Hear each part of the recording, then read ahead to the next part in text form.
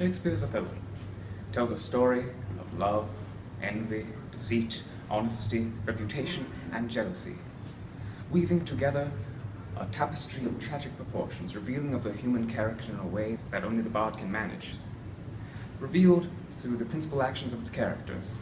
Thus,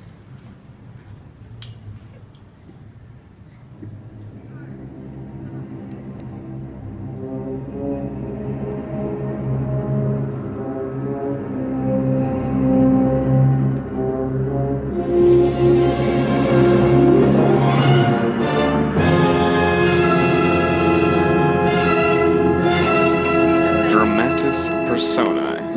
Othello, the titular Moor of Venice, is a soldier beloved for his service to the Venetian court, married secretly to Desdemona, the daughter of a Venetian noble.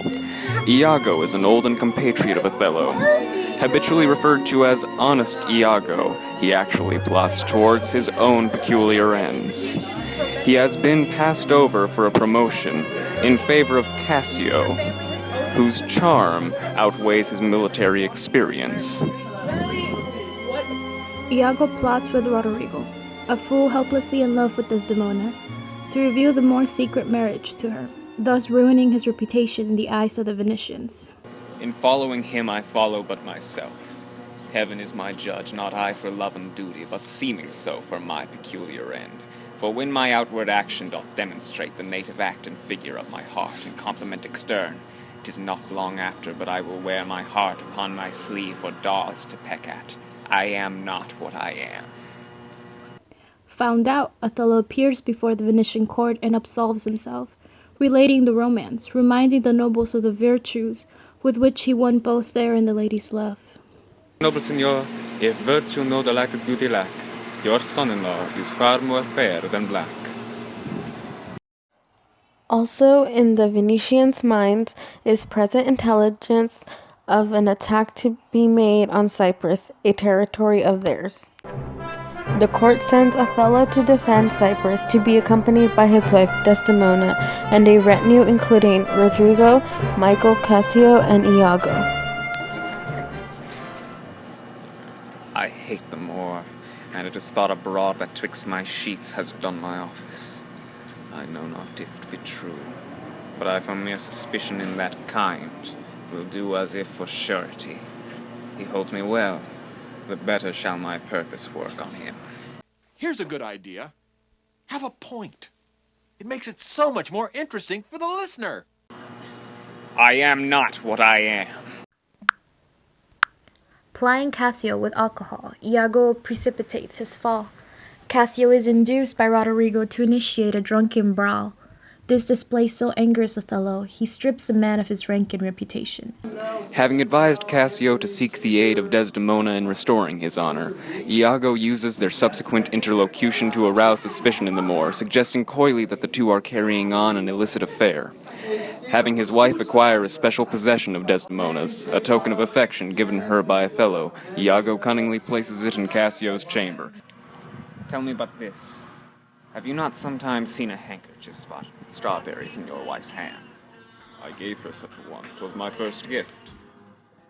Iago persuades Othello to spy upon a conversation with Cassio, which will verify the affair.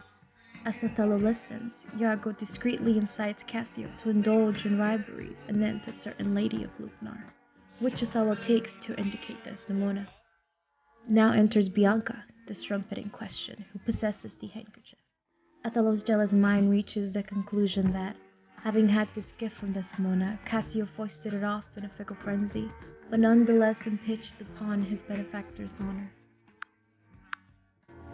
Othello thus resolves that both of the supposed adulterers must die, charging Iago to slay Cassio. Iago initially utilizes his pawn Roderigo to fulfill the double vengeful killing, but after a botched attempt, Well, what's that then? I've heard worse. Iago kills the lover-learned idiot to save himself and rescues the wounded Cassio to maintain his facade. Meanwhile, Desdemona is suffocated by her maddened husband. It is the cause, my soul, that we don't name it to you, you chaste stars. It is the cause.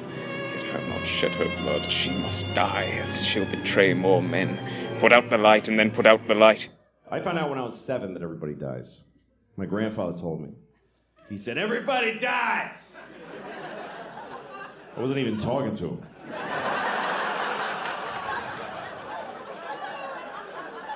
I was just trying to blow out the candles. Yes. By and by, she's dead. Others quickly happen upon the grisly scene, including Iago's wife, who reveals Iago's hand behind the faulty evidence offered by the misplaced handkerchief. But jealous souls will not be answered so. They are not ever jealous for the cause, but jealous for their jealous. 'Tis a monster begot upon itself, born on itself. His error revealed too late, Othello despairs and takes his own life. Here is my journey's end, here is my butt and very sea mark of my utmost sail. Do you go back dismayed? So lost fear, man but a rush against Othello's breast, and he retires. Where should Othello go now? Now! How dost thou look now, O ill-starred wretch?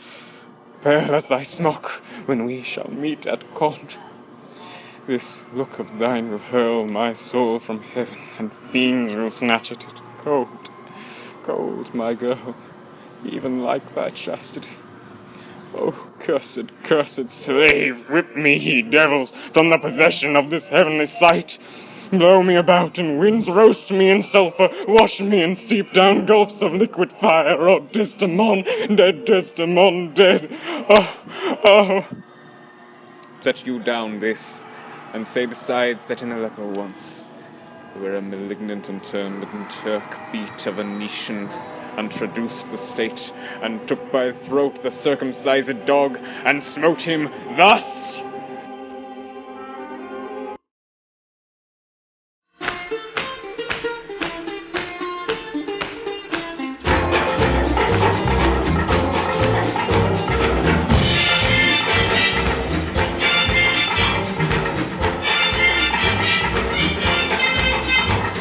Shake, shake, shake, Sinora, shake your body line. Shake, shake, shake, Sinora, shake it all the time. Work, work, work, Sinora, work your body line. Work, work, work, Sinora, work it all the time.